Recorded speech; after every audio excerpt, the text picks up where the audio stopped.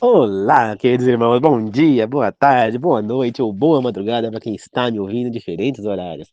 Que a graça do Senhor Jesus Cristo, o amor de Deus e a comunhão do Espírito Santo esteja com todos nós. Uma boa semana que se inicia hoje, domingo, a todos. Na meditação de hoje, vamos falar sobre quem você gostaria de ser, o filho mais novo ou o filho mais velho, parte 2. Antes de começar, queridos irmãos, como já faço sempre, primeiro pause o vídeo agora, curta o vídeo e quem não se inscreveu no canal, se inscreva. 1, 2, 3, já! Já? Muito obrigado. Não esqueça de compartilhar quando acabar o vídeo.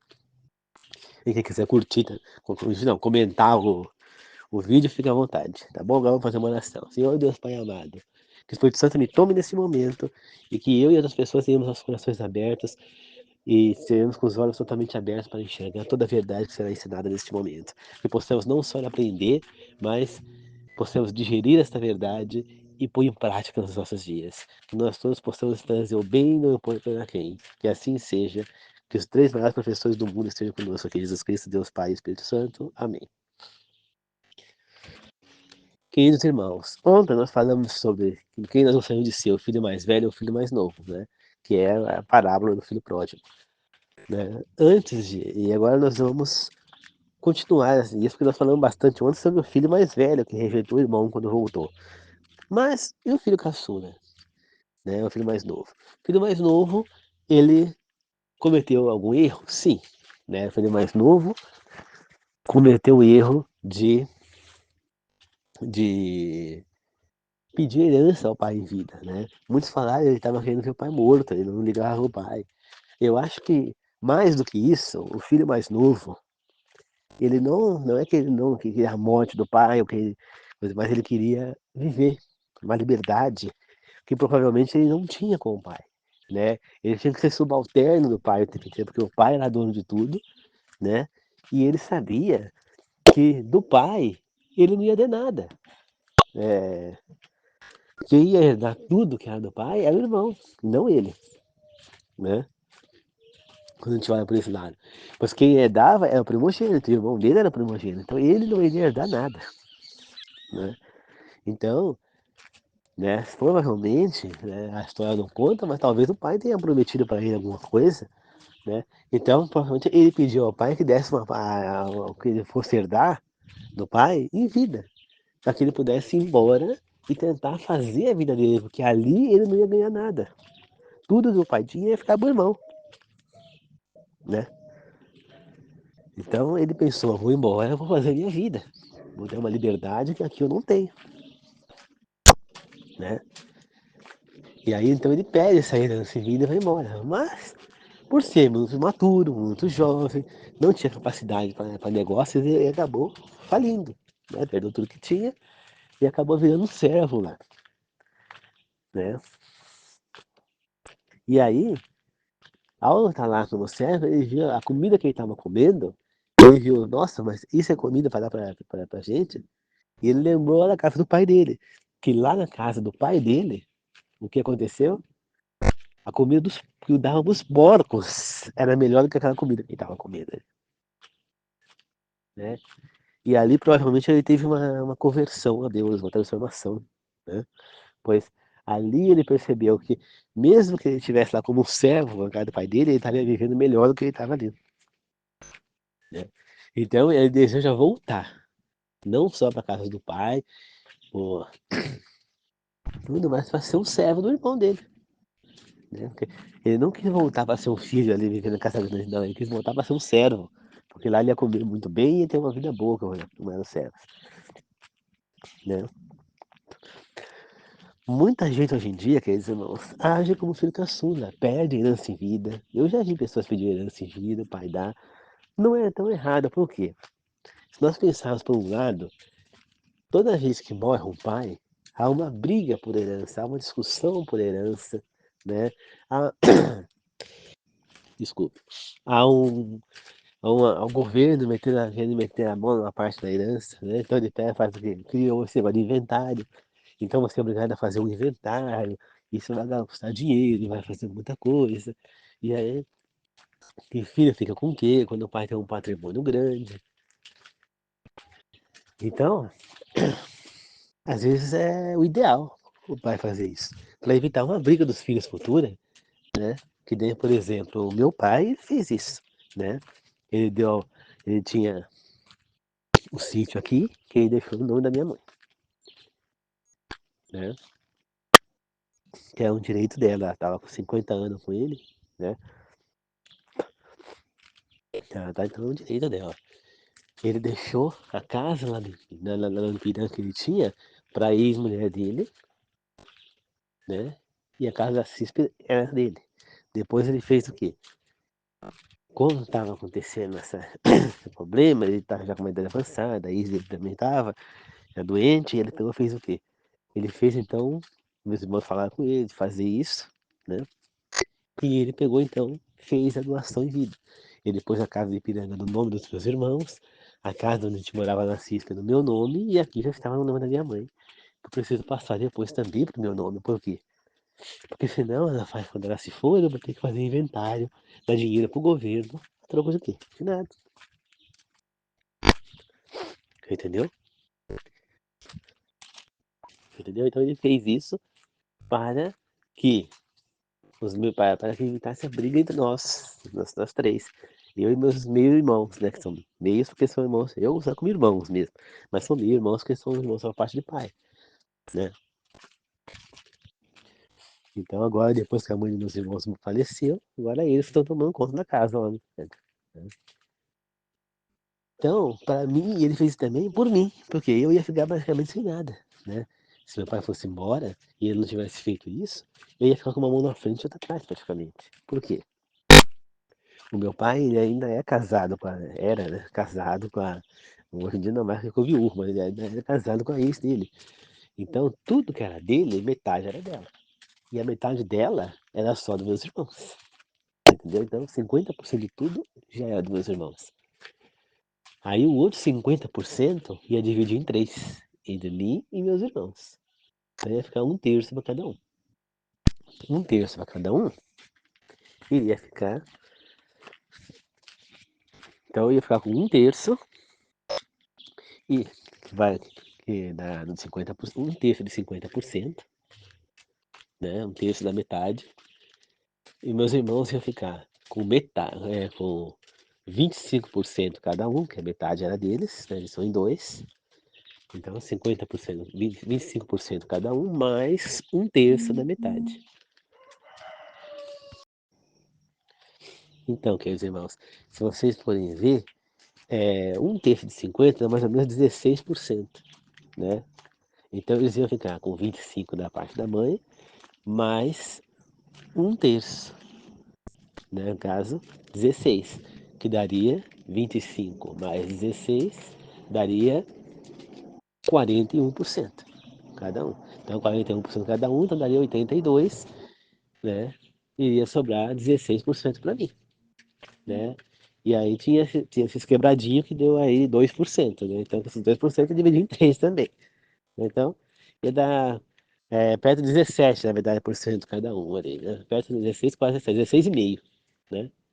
Entendeu? Então, mais ou menos 41,5 para eles. Então 41,5 com 41,5 vai dar 83, 17 para mim. Então, agora, põe lá, quanto que vai ficar 17% do patrimônio para mim? Né? Então vamos supor. Vamos arredondar para 20% para fazer uma conta mais fácil. Se o patrimônio do meu pai fosse R$ 1 milhão, né?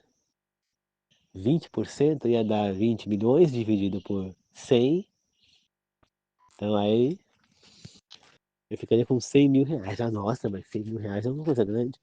Só que R$ 100 mil não vale a casa que eu morava. Então eu ia ficar sem nada. Eu ia com R$ 100 mil na mão. Então ia ter que fazer um inventário. Esse inventário ia cobrir uma parte desse dinheiro. Então já não ia ser mais 100 mil.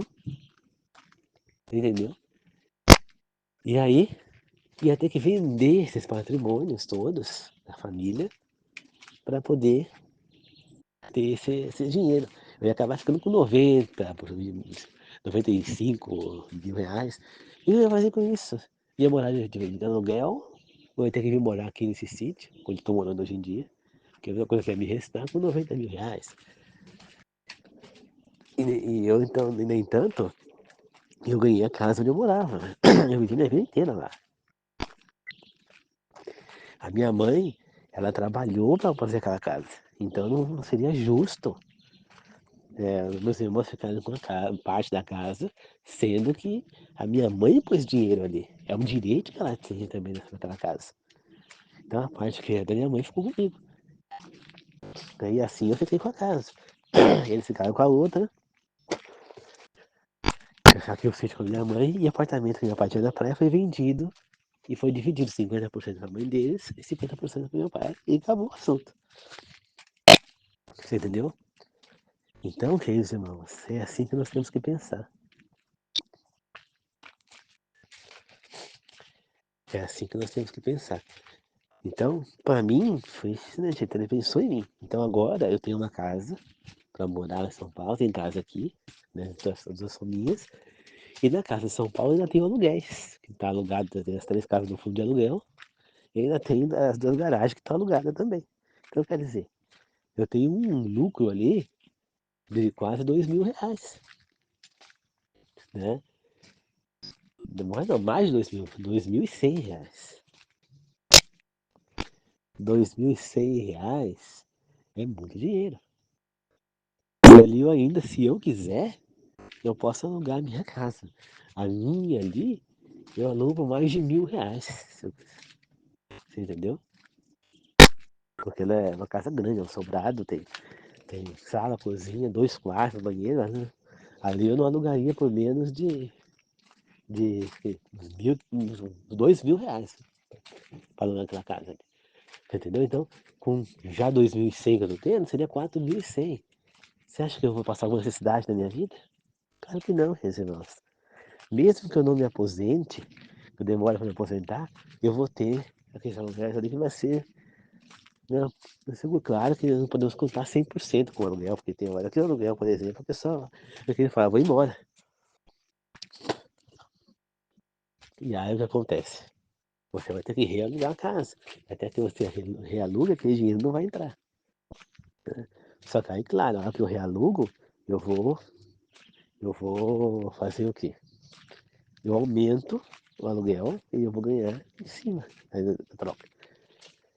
Só que eu sendo esperto, eu tenho que fazer o quê? Eu tenho que saber administrar esse dinheiro. Então, parte do dinheiro que entrar tem que estar guardado na conta. Não posso gastar todo.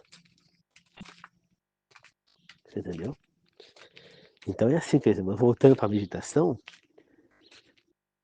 foi exatamente o que aconteceu com o filho pródigo. Ele levou o dinheiro e acabou, só que ele não soube administrar e com os burros na água. E aí ele retorna ao pai, né? E o pai o recebe com uma festa, né? Em comemoração à volta do filho, abraça.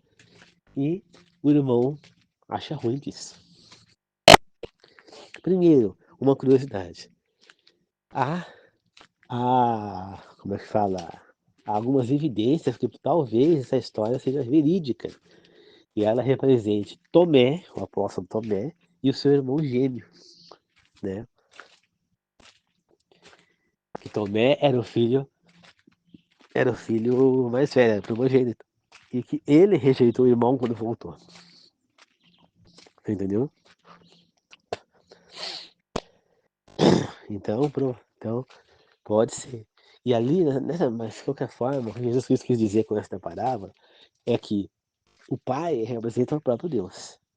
O filho mais novo é aquele que é aquela ovelha desgarrada, é aquele ser humano que estava perdido, ou que um dia esteve salvo, que se desviou do caminho, ou que estava perdido, e ele veio para Deus. Cometeu vários erros e agora ele veio para Deus, se converteu.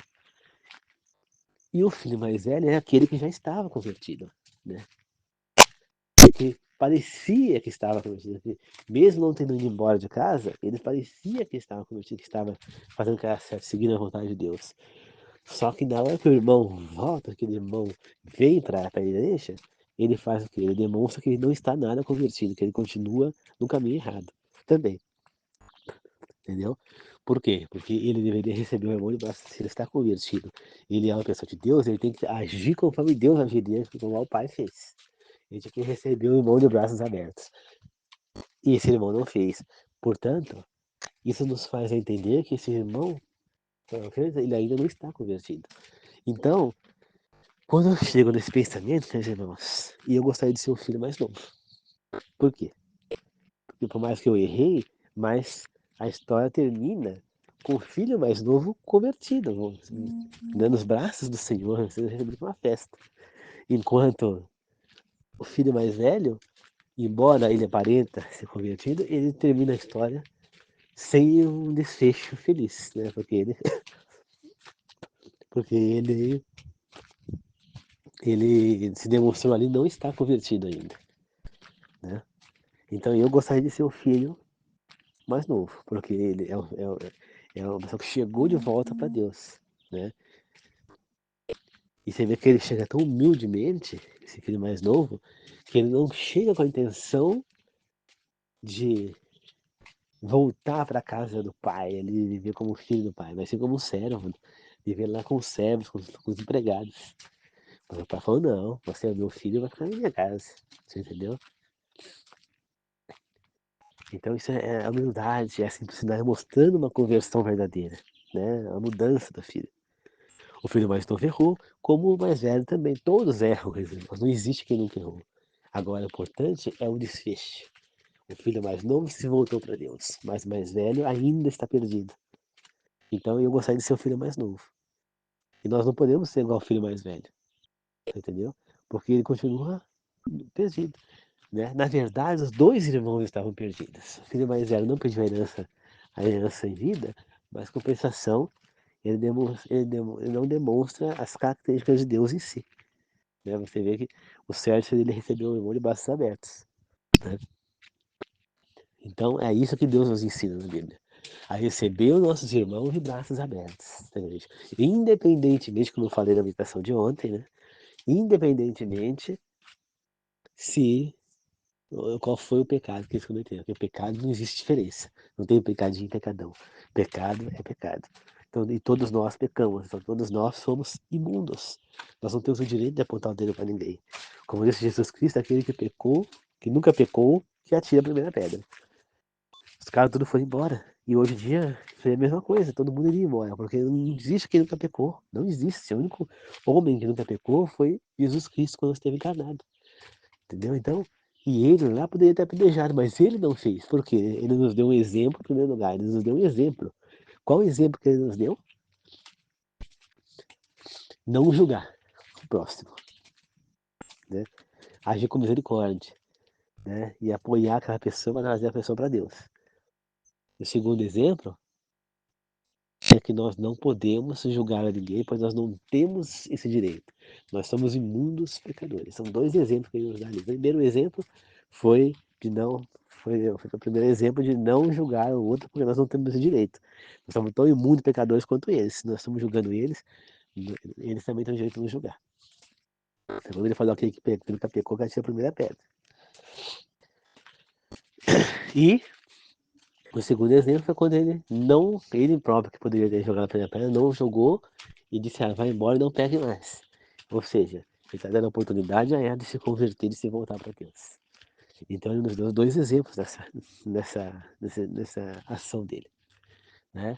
O de não julgar o outro porque nós não temos direito, já que somos todos pecadores imundos, e de apoiar aquela pessoa que está no não só não julgar, mas apoiar aquela pessoa em pecado. Né? É exatamente isso que demonstra a palavra também do filho pródigo. Né? A importância de se voltar para Deus, de se converter, mas também de apoiar outros que se convertem, que vêm para Deus, né? Independentemente do seu pecado. Quer dizer, nós, um dia, eu, por exemplo, eu estive no pecado, eu estive no mundo, eu cresci no mundo, né? Porque meu pai é católico, mas ele não era frequentador de igreja. A minha mãe, ela se converteu no evangelho, mas ela foi uma conversão meio que, podemos dizer, fajuta, porque ela nunca nunca sentou comigo para me ensinar a Bíblia, eu não lembro disso, nenhuma vez. Ela nunca me orientou religiosamente. Ela chegou a me levar algumas vezes na igreja Renascer em Cristo que ela foi, na igreja mundial. Eu cheguei aí na igreja internacional da graça, onde minha tia casou, irmã do meu pai. Né? Cheguei numa igreja lá em Minas, que eu não lembro qual que era, em Caldas. A minha tia, cheguei aí em vários lugares, né? Já cheguei aí no centro espírita. Nenhum lugar desse me chamou a atenção. No centro espírita já chegou a me chamar um pouco a atenção. Mas hoje em dia eu tô fora. Entendeu? Então, meus irmãos, mas ela nunca sentou comigo para me falar sobre a Bíblia. Nem nunca eu tive estudo bíblico. Eu fui começar a estudar a Bíblia por conta própria, estudar a Bíblia por conta própria. Você entendeu? Então, eu cresci no mundo, eu pequei. E eu fui recebido mal pela igreja, porque o pregador chegou lá. Pelo contrário, quando eu cheguei na igreja, eu fui recebido de braços abertos na igreja, né? Eu feliz com alegria, né? Aliás, como eles fazem com todo mundo. Na minha igreja, quando chega lá um fiel novo, né? Que está indo pela primeira vez lá conhecer, eles cantam para ele, né? Sua presença que nos trouxe alegria e de prazer a nossa alma transbordou. Agora todos agora todas as mulheres vão cantar para vocês. Foi bom conhecer vocês. Aí depois de novo, sua presença que nos trouxe alegria. E de prazer a nossa alma transbordou. Agora todos os rapazes vão cantar para vocês. Foi bom conhecer vocês. Aí vai para a terceira e última vez. Sua presença que nos trouxe alegria e de prazer a nossa alma transbordou. Agora toda a igreja vai cantar para vocês. Foi bom conhecer vocês. E qual a importância disso? Para você ser receptivo, receber aquela pessoa ali, fazer o desejo dela voltar. Né? Que nem, por exemplo, eu já vi vários testemunhos de pessoas que foram conhecer uma determinada igreja, não só a minha, mas várias igrejas, gostaram daquilo, viram, voltaram aí de novo, e ali passaram a congregar ali, se batizaram, se converteram. E é assim que funciona, queridos irmãos. Que nem, por exemplo, um rapaz lá na Mongola, né, Mongólia, Tailândia, né, ele se converte ao cristianismo. E lá a gente sabe que é um país ateu, que não acredita em Deus, que acredita em outras coisas. E aí, ele falando com os ex-amigos, né, aqueles amigos da bagunça, mundanos. Ah, eu me converti, mas agora eu sou um cristão, só que não sabe tirar sarro, isso aqui. E lá tava passando deserto, né, é seca, forte. Falou, então, já que se você tá louvando esse Deus, é o seguinte, fale com o seu Deus e faça chover para nós aqui, acabar com essa seca que tá acabando todo mundo. E ele então orou a Deus e pediu, né? E aí, logo, alguns minutos depois, alguma hora depois, a chuva caiu. A chuva caiu e, e, e quando caiu a chuva,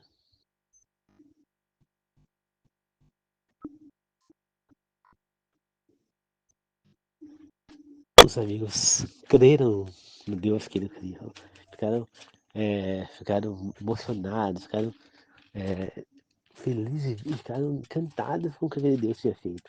Eles passaram então a fazer estudos bíblicos, a frequentar a igreja e se converteram através dessa ação. Então, quer dizer, mas é por isso que eu glorifiquei, tô falando, falo de novo, não sei se eu falei já na mensagem, deve ter falado, claro, acho que eu falei sim, que eu fiz uma mensagem falando só disso, né? Falei, vou falar de novo, que meu pé de manga, ele frutificou aqui na região, não da manga, não tem nenhuma casa aqui que tenha pé de manga que deu manga.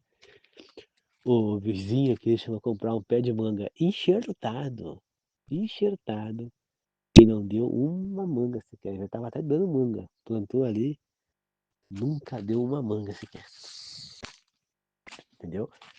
Porque a região não dá manga. E meu pé frutificou depois que eu orei e pedi a Deus que frutificasse. Eu já reorei a ele e pedi que os outros pés de manga também frutifiquem. Porque é importante isso, fator de honra e glória dele. Então é assim que a gente transforma as pessoas, meus irmãos. Passando e dando nossos testemunhos, recebendo as pessoas de bom grado, com alegria na nossa igreja. Independentemente de onde vocês congreguem. Então, não rejeite a ninguém, eu falo, aponte o dedo para aquele cara, nossa, que cara, assassino tem que ser morto também, tem que parar com a vida. Aí você tá sendo o filho mais velho lá, que continua em pecado. Né? Agora, quando você olha para aquele cara, matou, coitado, alguém precisa pregar para ele, trazer ele para Deus. Ter misericórdia dele, né? Aí você então está sendo o filho mais novo, que esteve em pecado, mas que está em Deus agora. É exatamente assim que você deve agir. É por isso que eu falo, eu quero ser o filho mais novo, mais velho não, né? Porque o mais velho parece que ele fez mais assim, que o filho caçula errou mais, mas não. O filho caçula ele pode ter tido um erro mais forte aos olhos humanos, mas ele voltou atrás e, né, ele se converteu. Tá certo, queridos irmãos? Agora fica vocês com a pergunta: quem vocês gostariam de ser, o filho mais novo ou mais velho? Se quiser comentar nos comentários, fique à vontade, tá bom? E é isso, queridos irmãos. Vamos fazer como o filho mais novo que se voltou para Deus, né? E vamos agir com as características, com as personalidades divinas, né? Com os sentimentos divinos. E não rejeitar uma pessoa porque ela foi um assassino, estuprador, um pedófilo, um assassino. Isso acontece, queridos irmãos. Se a pessoa tem esse instinto, assim como ele, tem gente que tem uma atração por comida, outros por sexo homossexual, o pedófilo, por exemplo, tem atração por sexo. Ah, não. Por sexo não, por sexo com criança. Você entendeu? É isso, então, cada um tem que lutar contra isso, entendeu? Eu já vi gente que tem esse instinto, tem atração por pessoas do mesmo sexo, por exemplo, a não se entregaram. Eu vi outro dia uma moça, ela estava noiva de um rapaz, e ela tem atração por mulheres, ela não queria aquilo para ela, o rapaz sabia disso, mesmo assim ele estava noivo dela, eles iriam casar, né? E o professor Leandro Comas, quando recebeu uma pergunta deles, ele felicitou os dois. Primeiro ele, por estar aceitando ela nessa situação, e ela por estar lutando contra esse instinto que para Deus é errado. Deus está escrito, ele abomina, está escrito primeiro lá nas leis, lá de Deuteronômio, homem não se entrega a outro homem como mulher, assim como mulher não tome outra mulher como se fosse homem, né? E, e em Coríntios, no Novo Testamento, para não falar que isso era só para os hebreus, está escrito lá. Ele compara o homossexual a assassino, estuprador, a pedófilo, a idólatras. Então, ele diz que tudo isso aí é abominável, que todos pagarão da mesma maneira. Então, se Deus está contra o homossexualismo, se Ele criou no Éden um homem e uma mulher, não criou dois homens e duas mulheres, por que é que nós vamos mudar a realidade divina? Entendeu? Não é uma questão de preconceito, é uma questão de seguir uma veracidade bíblica. Mas é o que o homem vem fazendo. O homem vem distorcendo toda a Bíblia a vida inteira. Primeiro, Deus criou o homem para comer, criou o homem e a mulher. Aí vem o homem e começa a ser homem com homem, mulher com mulher. Aí o homem cria para comer, agora para comer, tá? Que eu falei, eu ia falar uma coisa e mudei o assunto. As frutas, verduras, coisas naturais, né? Alimentação vegetariana.